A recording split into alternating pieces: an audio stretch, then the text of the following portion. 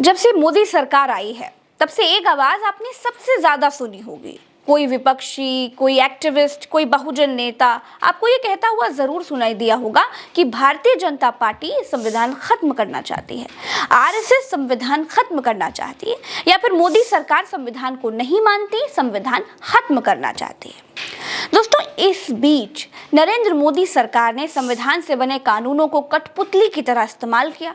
Supreme court के आदेशों को पलटने के लिए मनमाने कानून बनाए। ये बात मैं बड़ी जिम्मेदारी से कह रही हूँ। आप प्रज्ञा के पन्ना पर हैं दोस्तों, यहाँ पर ना एक एक बात बड़ी जिम्मेदारी से कही जाती है। दोस्तों, आगे जो बात मैं आपको बताने जा रही हूँ उसे जरा गौर से समझिएगा और ध्यान से सुनिएगा, क्योंकि अब सच में संविधान खतरे में पड़ सकता है। शायद अब संविधान को खत्म करने की तैयारियां शुरू कर दी गई हैं। आखिर क्यों प्रधानमंत्री नरेंद्र मोदी के आर्थिक सलाहकार परिषद के अध्यक्ष विवेक देबरॉय ने खुलकर कह दिया है कि अब हमको विचार करना होगा कि 2047 में भारत को कैसे संविधान की जरूरत है। संविधान खत्म करने की बात तो छोड़ दीजिए दोस्तों, बाबा साहेब की पूरी जिंदगी की मेहनत को खत्म करने की, उनकी निशानी को मिटाने की सोचने की भी हिम्मत किसी में नहीं थी। लेकिन प्रधानमंत्री के सलाहकार ने यह बात एक आर्टिकल में लिख दी। 2047 तक हमें कैसा संविधान चाहिए, हमें सोचना होगा। दोस्तों, अब अगर आप क्रोनोलॉजी को समझेंगे, पहले नौकरियों में बड़ी चालाकी से आरक्षण खाया गया, फिर सेना में आरक्षण खाते हुए सबको 3 साल का अग्निवीर बना दिया गया। आरक्षण ना देना पड़े इसलिए ज्यादा से ज्यादा नौकरियां ठेके पर दे दी।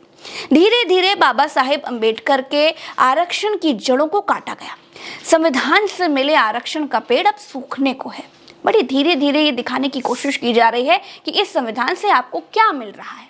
दोस्तों, क्रोनोलॉजी को समझने की कोशिश करेंगे तो आपको नरेंद्र मोदी के भाषण का हिस्सा मिलेगा। मैं बताती हूँ, जिसमें ना अब वो बार बार ये कहते हुए पाए जा रहे हैं कि उनके अमृतकाल की छाप आने वाले 1000 साल तक रहेगी। प्रधानमंत्री मोदी ने ऐसा कुछ किया तो है नहीं कि उसकी छाप आगे 1000 सालों तक रहेगी। तो अब सवाल ये उठता है कि प्रधानमंत्री नरेंद्र मोदी आखिर ऐसा क्या करने वाले हैं जिसकी छाप 1000 साल तक रहेगी। क्या प्रधानमंत्री के आर्थिक सलाहकार परिषद के अध्यक्ष की संविधान खत्म करने वाली बात का और प्रधानमंत्री की 1000 साल वाली बात का आपस में कोई लेना देना है?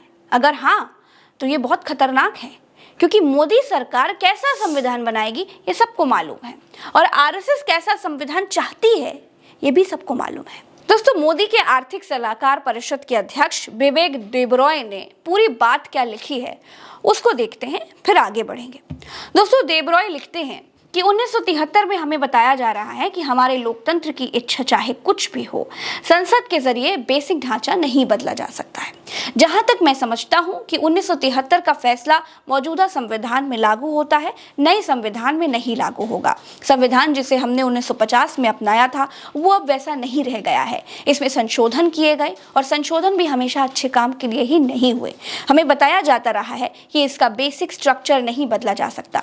अगर इसके खिलाफ कुछ होगा तो अदालतें उसकी व्याख्या करेंगी। लिखित संविधानों पर यूनिवर्सिटी ऑफ शिकागो का रिसर्च बताता है कि इसकी औसत आयु सिर्फ 17 साल रही है। ये 2023 है। 1950 के बाद 73 साल बीत चुके हैं। हमारा संविधान काफी हद तक गवर्नमेंट ऑफ इंडिया एक्ट 1935 पर आधारित है। इसी तरह से ये उपनिवेश के दिनों से जुड़ा है। हमें इस पर विचार करना होगा कि 2047 में भारत को कैसे संविधान की जरूरत है। कैसे संविधान की जरूरत है जी?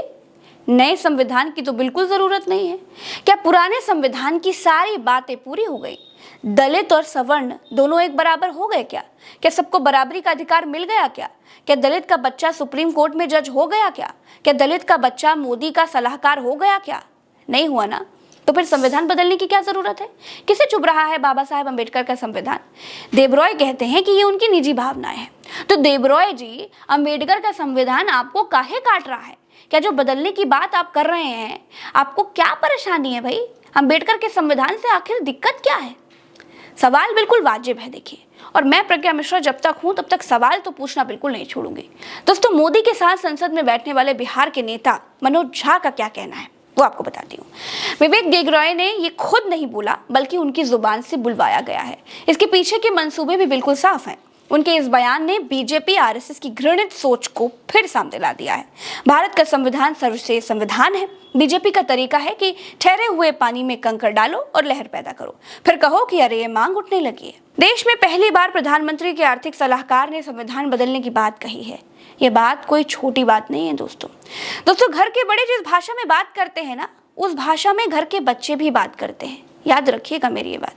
2024 में अगर मोदी तीसरी बार प्रधानमंत्री बनते हैं तो उनको ये भी मालूम है कि चौथी बार प्रधानमंत्री वो नहीं बन पाएंगे।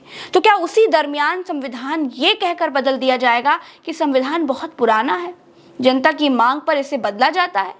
क्या ऐसा होगा? बहुत सारे राजनीतिक पंडित इसकी आशंका लगा रहे हैं। दोस्तों अभी के लिए इस वीडियो में इतना ही। चलते हैं। राम राम, दुआ सलाम, जय हिंद।